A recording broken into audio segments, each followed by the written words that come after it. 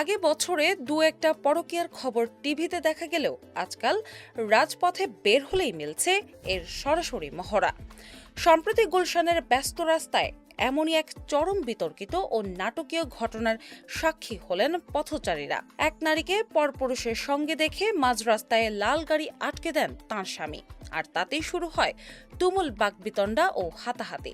স্বামী চিৎকার করে ডিভোর্স না দিয়ে অন্য পুরুষের সঙ্গে সংসারের অভিযোগ তোলেন। অন্যদিকে স্ত্রীও 4 বছর আগের ডিভোর্সের দাবি তুলে উল্টো স্বামীর গায়ে হাত তোলেন।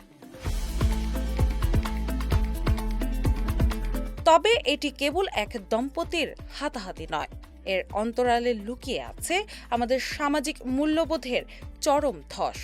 পরকীয়াকে কেবল ব্যক্তিগত সমস্যা ভাবলে ভুল হবে। এটি একটি নীরব সামাজিক ব্যাধি, যা একাধারে দাম্পত্য বিশ্বাস ভেঙে পারিবারিক কাঠামো ধ্বংস করছে এবং পুরো সমাজকে এক চরম অবক্ষয় ও অস্থিরতার দিকে ঠেলে দিচ্ছে। টিনা ইসলাম, বাংলা বাজার পত্রিকা।